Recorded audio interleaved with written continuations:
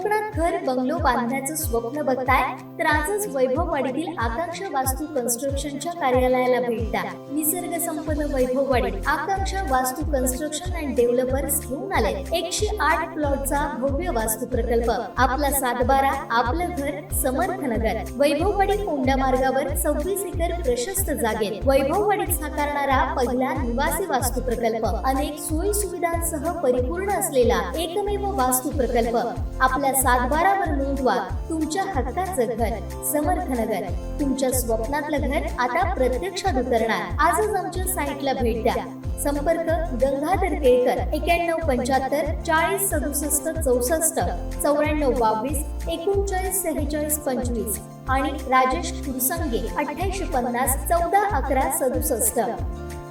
प्रदूषण, आरक्षण आणि भ्रष्टाचारावरती आदित्य ठाकरे यांनी शिंदे सरकारवरती कडवट टीका केली आहे. पाहूयात. आपल्याला माहिती आहे की कालपासून दिवाळीचा डबल धमाका हे एका ट्विटवरनं झालेलं आहे. दोन महत्त्वाच्या गोष्टी ज्याला मी साधारणपणे 24 तासाची डेडलाईन दिलेली होती आणि प्रश्न विचारला होता मुंबईच्या प्रशासकांना. पहिलं म्हणजे जे BST आणि BMCला अनेक वर्ष बोनस देण्याची एक प्रथा होती ती कालपर्यंत पूर्ण झाली नव्हती. आपल्याला माहिती आहे सर्वांना की हे बोनस काही दिवसाच्या आधीच दिला जातो, कारण दिवाळी साजरी व्हावी, चांगली साजरी व्हावी, सगळ्यांच्या घरोघरी सुख शांती आनंद यावा ह्याच्यासाठी हा बोनस दिला जातो.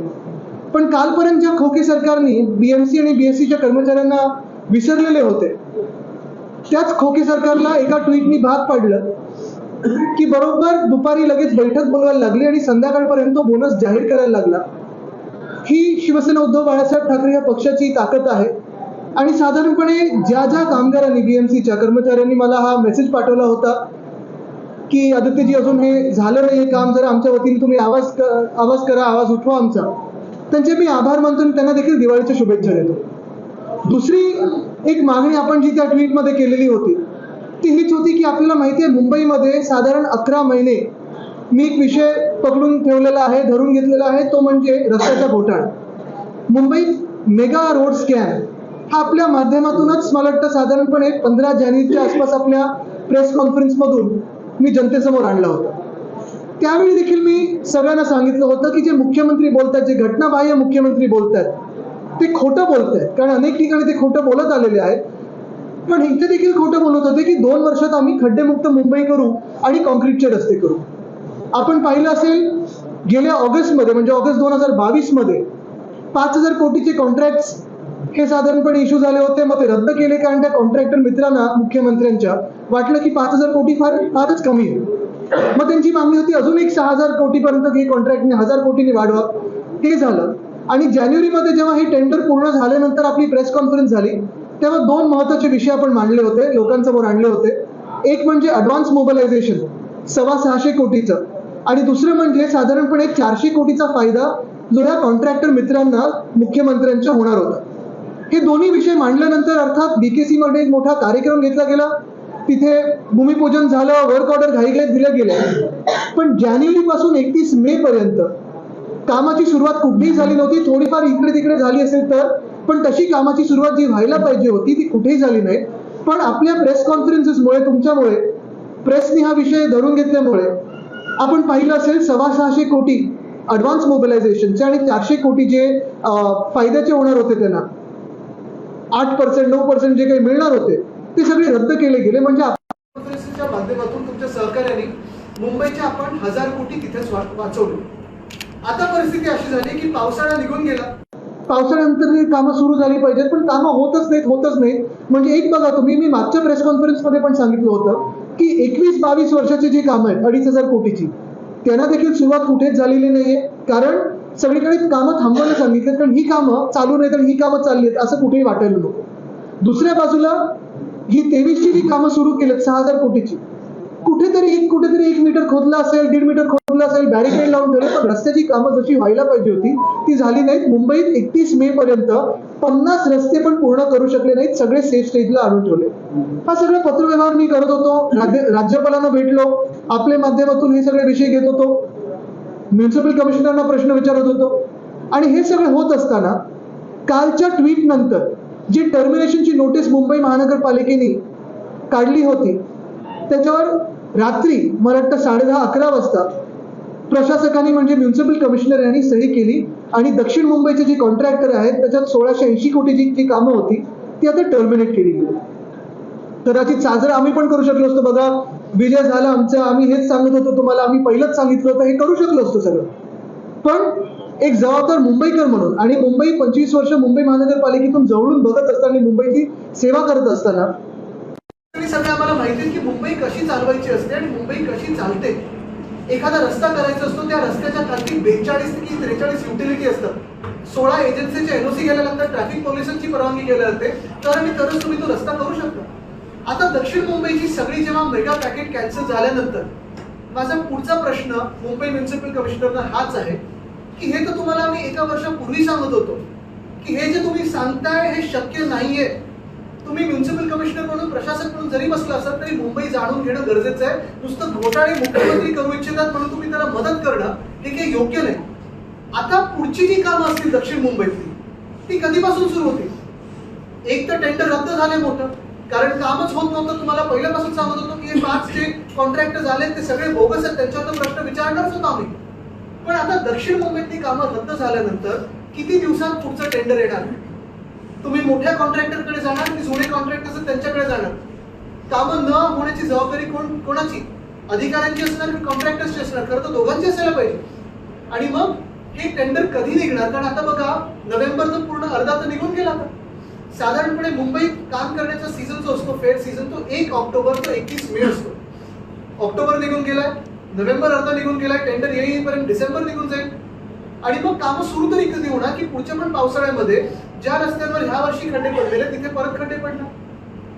वर्षानुवर्ष जी मुंबईची रस्त्याची कामं असतात टप्प्याटप्प्याने होतात, कारण वेगळ्या वेगळ्या प्लॅनिंग एजन्सी आहेत. बीएमसी आहे, एमएमआरडी आहे, एसआरए आहे, म्हाडा आहे, बीपीटी आहे, रेल्वेज आहे, सगळ्या यांच्या सोबतची कामं करायची असतात. तसं ह्यावेळी न करता काहीतरी उगाच आज कुछ तुफानी करते आहे म्हणून धडाकेबाज कामं सुरू केली, पण कामं कुठेही सुरू झालेली नाही. आजचं जसं हे टर्मिनेशन झालेलं आहे तसं मी जानेवारी पासून सांगत आलेलो आहे की सगळेचे सगळे कॉन्ट्रॅक्टर्स किंवा जी कामं आहेत ते बोगस आहेत. कॉन्ट्रॅक्टरचं मी एक सुद्धा नाव घेतलं नाही अजूनही, कारण मला कॉन्ट्रॅक्टरशी वाद करायचा नाही, मी कधी करत नाही. कामं करणारे कॉन्ट्रॅक्टर्स असतात, पण जी पद्धत वापरली गेली माझा आक्षेप त्याच्यावर आहे. कॉन्ट्रॅक्टर्सवर तर आहेच आणि अधिकाऱ्यांवर पण आहे. कारण आता तुम्ही बघा, जी शहरातली कामं तर रद्द झाली, पण ईस्टर्न सबअर्बमधली जी कामं आहेत 918 की 920 कोटीची काहीतरी कामं आहेत, ते कॉन्ट्रॅक्टर कोण आहेत बघा. ते कॉन्ट्रॅक्टर मुख्यमंत्र्यांच्या पुण्याच्या जवळ आहेत बघा. आणि त्याच कॉन्ट्रॅक्टरचा जो चिपळूणमधला ब्रिज पडलेला आहे ते एकच आहे. पण चौकशी काही झाली आहे का की तो ब्रिज जसा पडला तसा उद्या इकडचे मुंबईतले रस्ते कुठेतरी खड्डे किंवा असे एकदम काहीतरी त्याच्यात फूट पडेल आणि तुम्ही असंच पैसे काढले म्हणून दिवाळी साजरी करत? मुख्य गोष्ट हीच आहे की आपण पाहत असाल, जे मी काल सांगितलं की बोनस काल शिवसेना उद्धव बाळासाहेब ठाकरेच्या पक्षाच्या भूमिकेमुळे आणि जे आम्ही कोटी सरकारचं डोळे उघडून दिले त्याच्यामुळे काल बीएसटी आणि बीएमसीच्या कर्मचाऱ्यांना मिळालं. पण अजूनही मला वाटतं महत्वाचा प्रश्न हा आहे की आज ते खात्यात जे पैसे आहेत ते जाणार की नाही. कारण अनेक आश्वासनं या घटनाबाह्य मुख्यमंत्र्यांनी महाराष्ट्राला दिले, अगदी दहीहंडीच्या मंडळांपासून सगळीकडे. एक सुद्धा आश्वासन पूर्ण कुठे झालेलं नाही. तसंच रस्त्याच्या कॉन्ट्रॅक्टर बद्दल पुढचा मार्ग काय? रस्त्याची कामं कधी सुरू होणार दक्षिण मुंबईतली? मला वाटतं परवा आपली प्रेस कॉन्फरन्स झाल्यानंतर रात्री बीएमसीने काहीतरी उत्तर दिलं होतं की इथे आम्ही अमुक कामं सुरू केले, तिथे अमुक कामं सुरू केले. आज मी मागणी करतोय की मुंबईतला एक जबाबदार आमदार म्हणून आधी जसं मी फिरायचो मुंबईच्या महापौरांना घेऊन आणि सगळे अधिकाऱ्यांना घेऊन आपण पण सोबत असायचं, तशी माझी तयारी आज माझी मागणी आहे. ज्या ज्या रस्त्यांवर ह्या जानेवारीच्या टेंडरमध्ये कामं सुरू झाली असतील, मुंबई महानगरपालिकेच्या प्रशासकांनी मला न्यावं आणि तिथे आपण सगळे प्रेस समोर जाऊन पाहणी करू की किती कामं सुरू झाले, कुठे कामं सुरू झाले. कारण आमचं सरकार तर येतच आहे, तुम्हाला माहिती आहे. सगळीकडे वातावरण आहे की महाविकास आघाडीचं सरकार येणार आणि आमचं सरकार आल्यानंतर ह्या घोटाळ्यामध्ये आम्ही सखोल चौकशी करणार म्हणजे करणार. आणि जे अधिकारी आणि जे कॉन्ट्रॅक्टर ज्यांनी ज्यांनी चुकीचं काम केलं असेल त्यांना जेलमध्ये टाकल्याशिवाय राहणार नाही. कारण मुंबई लुटू देणार नाही, महाराष्ट्र लुटू देणार नाही. आणि आपण हेच पहा, प्रत्येक ठिकाणी आता स्ट्रीट फर्निचरचा जो पण घोटाळा आहे त्याच्यात मी पुन्हा एकदा बोलणारच आहे आपल्या माध्यमातून. पण तिथे देखील आता थोडा प्रयत्न असा सुरू झालाय की शेड्यूलवरचे आयटम्स घ्यायचे, नॉन शेड्यूल आयटम्स बाजूला करायचे आणि 22 कोटीचं कॉन्ट्रॅक्टरला पेमेंट झालेलं असं मला कळण्यात आलंय स्टॉकवर देऊन. ह्या धक्कादायक गोष्टी आहेत. खरं तर ह्या गोष्टी आपल्या देशात झाल्याच नाही पाहिजेत. पण हा सरळ सरळ भ्रष्टाचार आहे. जसं मी सतत सांगत आलोय, कर्नाटकामध्ये जनतेने उत्तर दिलंय का भ्रष्ट सरकारला, मध्य प्रदेश मधलं भ्रष्ट सरकार आता तिकडची जनता घालवेल, तसं महाराष्ट्रातलं पण भाजप प्रणित जे सरकार आहे, घटनाबाह्य खोके सरकार, ती जनता घालवल्याशिवाय राहणार नाही. आज पहा ना तुम्ही की जिथे जिथे आम्ही स्कॅमचे जे काही विषय घेतले, कुठे ना कुठेतरी भाजपचं कोणतरी एखादा नगरसेवक, माजी नगरसेवक, आमदार पत्र देतात आणि सांगतात बघा आम्ही केलं. ठीक आहे, तुम्ही करा, पण हिंमत असेल तर ह्या सरकारचा पाठिंबा काढा.